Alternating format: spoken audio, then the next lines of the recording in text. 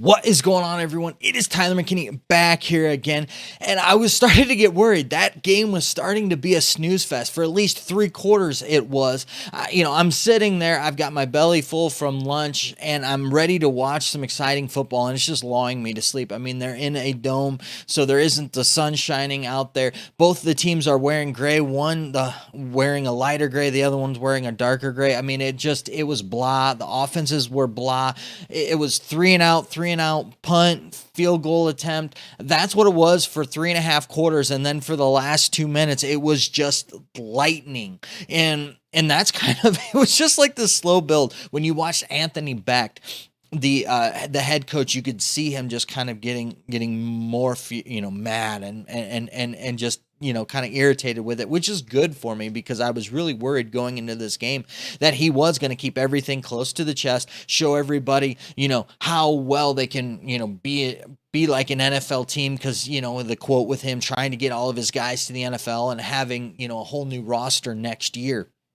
I was really kind of worried about that whole thing. And so it was kind of reassuring and nice that he was kind of like, yeah, the guy wants to win. And he kind of lit a fire under their rear ends. The announcer said something like, if the line's not going to block, then he's going to put guys in that are going to block. So I don't know what happened. If the guys, if they switched jerseys with somebody else or they just decided to play, because it was the same starters at the end of that game that protected McCarron like they hadn't done all game, which was crazy. And a good thing for McCarron. Like I said before, I was worried that it was going to be Matt McGloin all over again, but this was not. And he had a really nice special moment there with his family.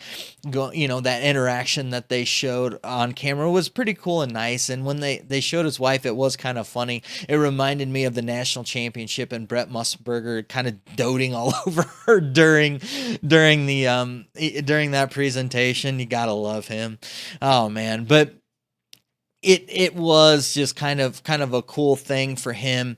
And breaking down this game, the Brahmas don't really have anything other than that last minute and a half to hang their hat on, and to hang their head on. The reality of it is if it weren't for the XFL, the Brahmas would have won this game. That wouldn't have happened in the NFL. You can't go score a touchdown, then get a 3-point conversion, then do a 4th and 15 instead of an onside kick, and then go ahead and have the the winning touchdown there. So it's an XFL thing, which I thought is really cool because it keeps people engaged in these games, and that's what you want to see, and that's what they want, is to keep people watching the game. Now, looking at kind of looking at this here, and I'm going to start with the Brahmas. Jake Cohn, he did a fantastic job here with it. The interception, that's not really his. It was a tipped ball. He was only sacked twice, but he's 25 for 36 for 207 yards. The man led this team, and I think that if he continues to play the way that he did, they'll be fine.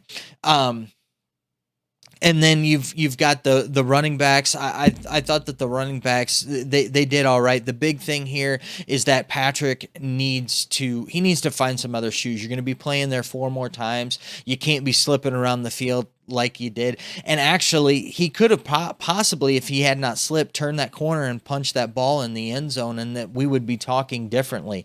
But all in all, that was kind of. That was kind of all right, though. I thought that the running game was okay. Looking at the receiving corps, there wasn't really a whole lot here that stood out to me. They really tried to feature Akers, and that just didn't work. I don't know. Maybe if they could figure out how to get him, open a little bit better and in space, and not so. He just did a lot of east and west, and really didn't get north and south on things. But I think that this offense, they do some tweaks, can be really, really, really dynamic. I don't know if this is going to be a offense that is going to be with a bunch of explosive plays. I think that they're just an offense that can wear down the defense and then score towards the end of the game. And speaking of defense, this defense had 5 sacks.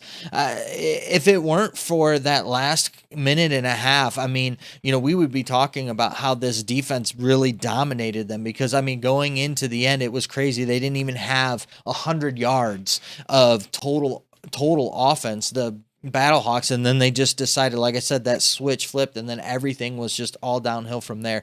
This team, and I will mention that Scott had 2 sacks. They had 5 sacks total. Scott had 2 of the sacks, and it was kind of cool to see him give the credit to to everyone else when they talked with him. But this is a team that can go one of 2 ways, especially when you've got kind of an unproven head coach here with Hines Ward. You can either see them use this as fuel to launch them to, wins and being a winning team, or down spiral into being a losing team. So one of 2 things is going to happen to this team next week. They're either going to have, at least from my point of view, they're either going to have a nice win, or they're just going to lose really, really bad next week. At least that's the way that I kind of look at it. Now, I want to go ahead and let's move over to the BattleHawks and kind of finish up talking about this team.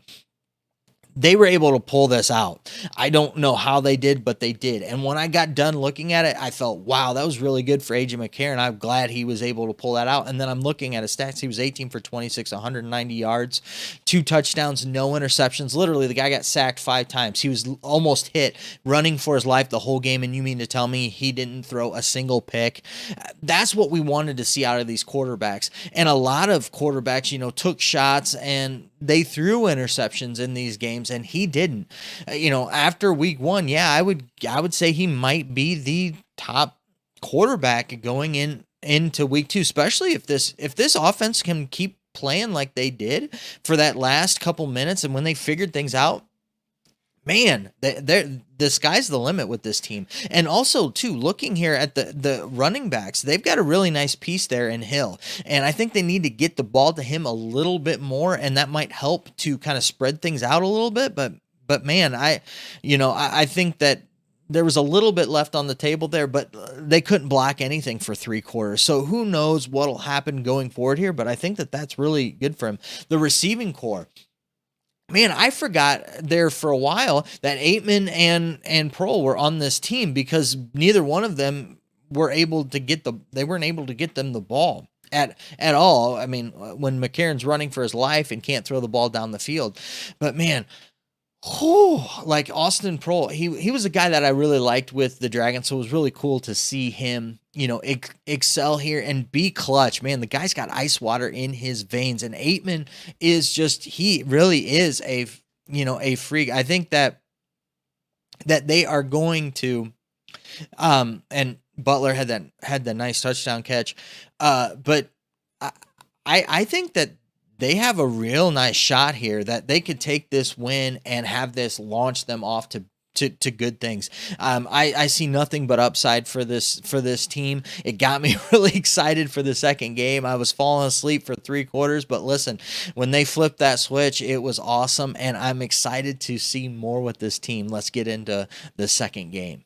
And then game 2 was exactly what the XFL wanted. It was a game that went all the way down to the end, literally the last seconds. And yes, my Dragons lost. DiNucci fumbled the ball in the last play.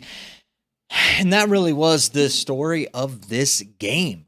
It was the defenders' defense just taking up the task and winning this game. And I am blaming the security staff on this loss by the Dragons. If it weren't for them taking that snake, they never would have lost. They never would have gotten that crowd fired up. That crowd wouldn't have got that defense fired up, and he never would have threw that pick 6 that started the whole domino effect. So I blame that security staff. Speaking of free the snake, what in the world are you doing? You knew that thing was like that. It was a thing in your stadium, like that started with the XFL 2.0. You knew that was going to, I don't know the details behind it, but it just is kind of a bit ridiculous. And you almost kind of feel like the fans were justified in what they did with it. And in my head, I'm like, where did they get all these lemons, and what's the deal with I don't know. But this is the type of game that the XFL wanted. They wanted a decently filled stadium, and the reality of it is that this is what you get with fans in the stands. That's why it matters. It means things. I'm telling you, if fans weren't in the stands, this game would have played out differently, and the Dragons might have actually ended up, trouncing them. But because you have the fans, because you have that, that's what happens, and that's part of the game, and you gotta love that pageantry. You gotta love that. Now let's go ahead and let's start to break some of this stuff down, and we're gonna go ahead and we're gonna start again with the losers. So I'm gonna be starting out with Ben DiNucci. This guy's got all the talent in the world, but he needs to quit throwing. It's like I feel like I'm a broken record with quarterbacks. AJ McCarron got it. Just throw the ball away.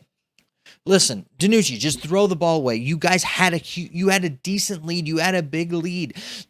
The running game's working. Just throw the ball away. Like, I didn't understand what was going on. They needed to run the ball some more. I get it. It's the run and shoot. Knox had 11 carries. He really needs about 15 carries in this game. I think if he gets 15 carries, they run the ball a little bit more. I think that opens up that offense back up again for them. I mean, when they went to just passing, I think that was part of their problem, that the defense was just able to pin their ears back on them and come after them. They have some really, really nice pieces here. There doesn't need to be any quarterback change. I don't know why they changed to Steven Montez in this game. There was no reason for him to be in this game. I thought that Ben DiNucci was doing just fine. I get it. Like, you're trying to get Guy in, get him some time in at quarterback, to help him out with it. And I know kind of what the thing is with this league. I'm just like, if it ain't broke, especially at that point, it wasn't broke. Don't try to fix it. I think it just did more hurt than it did help in this game. Looking at the receiving core, they have some really nice pieces here. So, obviously Josh Gordon, we knew that, he could play, and we know he still can play. So I think that, he did garner a lot of attention, which opened up things for other guys like McKnight and especially Pearson.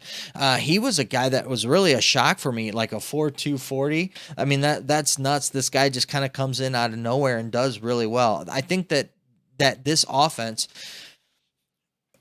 change a few things up, and the Dragons still are one of my favorites to win the championship. This doesn't really take a whole lot away from that. I mean, when you look at things, it still looks on paper, you're like, why did they lose? And then you figure out, oh, DiNucci threw 2 picks, one of them being a pick six. You take that pick six away, and they still win the game. And the other thing is if he doesn't fumble the ball at the end of the game and do something different there, like, I don't know why you're trying to run the ball. Like, you still have other downs that you can do. Let's throw the ball so that even if nobody catches the ball, the clock stops. It was bad management by him at the end of the game. Maybe the coach called it that way. I have absolutely no clue. I don't know. I'm not going to try to do that. But I mean, you looked at it, he had 2 fumbles, he lost the one, and then you had the interception. Now this defense actually, played well, and when you looked at the defense, they really played to win this game. So, I'm not. I'm totally fine with everything here with this defense. I think that you're going to have what you have with this defense because of the offense is the style that it is. So, I think that they played all right. They had some trouble when De'Aaron King came in, but really, I mean, they still held them. If you look at the running stats, which we will hear for the defenders, really still kind of held them down. They had some issues with him, but really, a lot of it was that the quarterback play that put them on their heels. So let's go ahead and let's finish things up with the defenders. Looking at the defenders, you've got.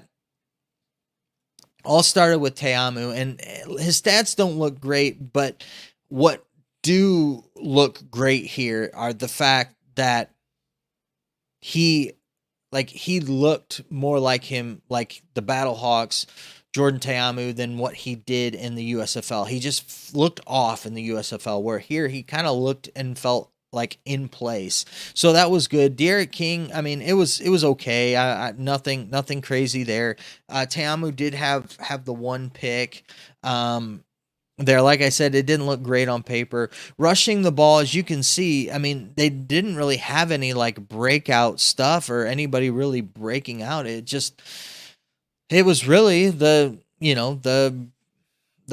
picks that were really the difference, and their defense was really was the difference here. I mean, when I look at the receiving, you didn't have really anybody stood out, and actually, Izard was kind of touted to be one of their guys that was going to be one of their bigger names. Didn't even have any receptions. Jackson had the most with 4, and everybody else had 1.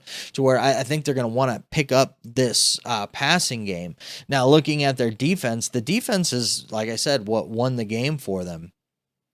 And they had 2 sacks on the day. You had 1 by Owens. You had 1 by Brooks. The key thing here, and the big thing is that Joseph had 2 picks, could have had 3 on the night, and he had the touchdown with it, and that really was the difference in this game. All in all, their defense played okay. I think that Seattle could have exploited this defense some more, and it just goes to show you that what home field advantage does for a team in this setting. So, I think that this is a team that really needs to watch things, because next week they could lose. Just by the way that they play, looking at the stats, you wouldn't have thought that they were the ones that won this game. But when you throw 2 picks in a game, that's what happens. So all in all, really, really good week of football. Really, really enjoyed it. I think that the XFL's back. People are excited about it. People are talking about it. We need to keep talking about it to other people, keep letting people know, and keep the conversation on, with that. Let me know your thoughts down in the comment section. Let me know what you thought of this weekend, and we'll continue the conversation on down there. Listen, guys, I know that you're busy, and I know that I'm busy, so let's get on out of here. You have a good night. Bye.